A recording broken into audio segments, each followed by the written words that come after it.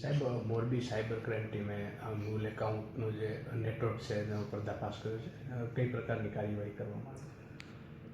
ભારત સરકાર દ્વારા I4C portal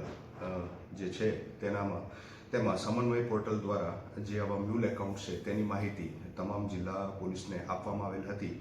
જે અન્વયે નાયબ મુખ્યમંત્રી સાહેબના અંગત માર્ગદર્શન હેઠળ ડીજીપી શ્રી, આઈજીપી શ્રી તથા એસપી શ્રીની સૂચના અન્વયે સાયબર ક્રાઇમ પોલીસ સ્ટેશન તથા જે મોરબી જિલ્લા પોલીસના સંયુક્ત ટીમો બનાવીને આવા જે મ્યુલ એકાઉન્ટ્સ હોય તે એકાઉન્ટ હોલ્ડરની તપાસ કરતા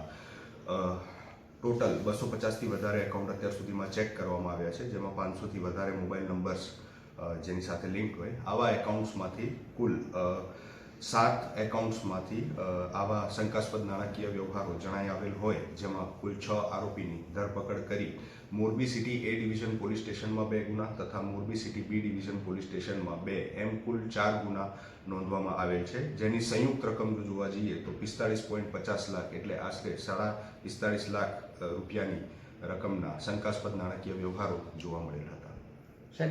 મોરબી જિલ્લા પોલીસ વતી હું એક પ્રજાને અપીલ કરવા માંગુ છું, એક સંદેશ આપવા માંગુ છું કે નજીવી રકમની લાલચમાં અત્યારે જે આ સાયબર ફ્રોડમાં જે આ મ્યુલ એકાઉન્ટ્સ એટલે શું કે આપની પાસેથી આપનું એકાઉન્ટ અને તેની સાથેનો લિંક જે મોબાઈલ નંબર હોય એ સિમ કાર્ડ સહિતની એક કિટ, એટલે કે આપની ચેકબુક, આપની પાસબુક, આપના ATM કાર્ડ તથા જે મોબાઈલ નંબર એની સાથે લિંક હોય તેનું સિમ કાર્ડ, આ આખી કિટ નજીવા રૂપિયાની લાલચમાં, જેમ કે 10,000, 5,000, અમુક કિસ્સાઓમાં 2,000 એટલા રૂપિયાની લાલચમાં આવીને પોતાનું એકાઉન્ટ સાયબર ફ્રોડ માટે યુઝ કરવા દેવામાં આવે છે. અને